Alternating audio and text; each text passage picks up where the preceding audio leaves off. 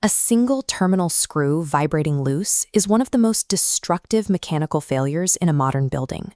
This tiny gap is too small to trip a circuit breaker.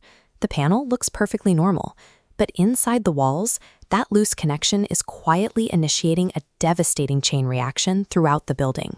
The destruction occurs because the building is about to lose its most invisible yet critical safety net. This diagram shows a standard three-phase electrical system. Power flows into your building through three separate lines, known as phases. When the electrical load shifts, say an air conditioner turns on or a TV turns off, a central return wire called the neutral catches that imbalance and funnels the excess current safely back to the utility transformer.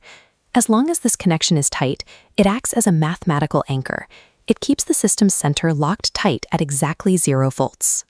That 0-volt baseline guarantees every outlet in your home delivers the safe, expected voltage, whether that's 120 volts or 230 volts. It stabilizes the grid no matter how many devices are drawing power. But if that screw backs all the way out and the neutral wire snaps, the safe return path to the transformer is severed. The 0-volt anchor vanishes.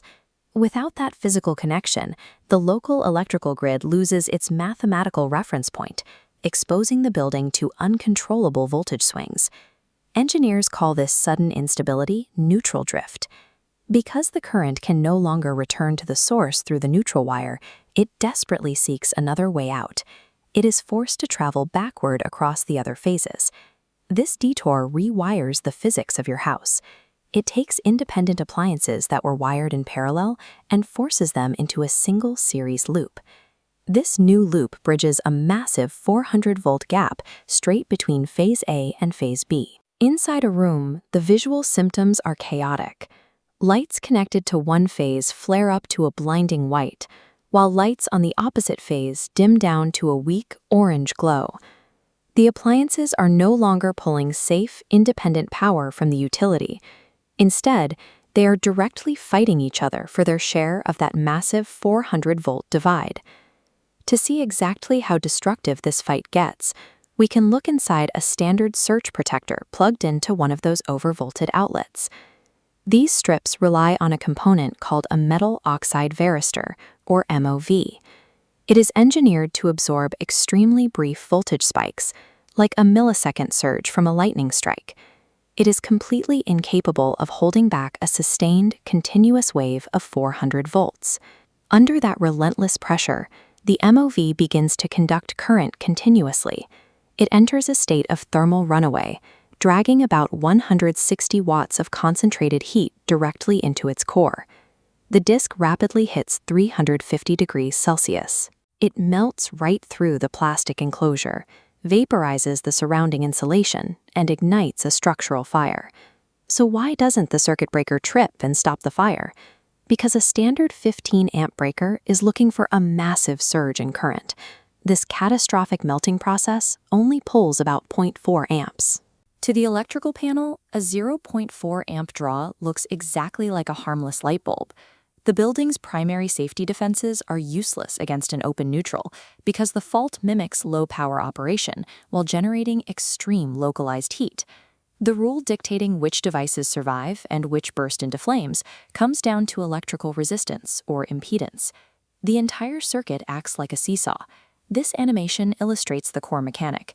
Whichever side of the circuit has the highest electrical resistance absorbs the largest share of that 400-volt total. Conversely, the side with the lowest resistance takes the smallest hit, experiencing a severe drop in voltage that plummets near zero. This means the 400 volts aren't split evenly. The system divides the supply in the most destructive way mathematically possible, focusing the extreme overvoltage squarely on the most fragile electronic components. When the neutral breaks, an appliance's survival relies entirely on the random luck of whatever happens to be plugged into the opposite phase at that exact moment. Consider this scenario. You have a massive 5,000-watt industrial heater on phase A and a 90-watt laptop charger plugged into phase B. If the neutral wire snaps, which one is destroyed? The massive heater survives completely unharmed, while the fragile laptop charger explodes. The heater survives because it requires a lot of power, which means it has a very low electrical resistance. On our impedance seesaw, it barely registers, absorbing a mere 7-volt drop.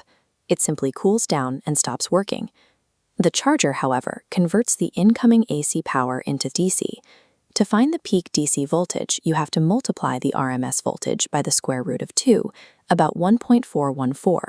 This math pushes a catastrophic 556 volts of direct current into the internal capacitor, shattering it instantly. An open neutral fault flips the normal rules of electrical safety upside down.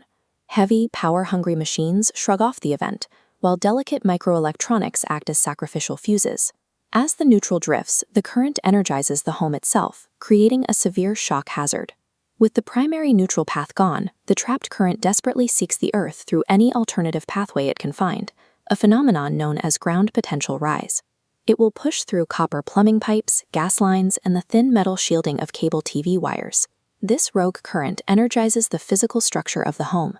It turns everyday metal objects, from the kitchen sink to your washing machine, into severe electric shock hazards.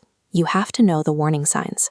Watch out for lights that widely change intensity when large appliances turn on or off, and be on alert for burning smells coming directly from the main breaker panel.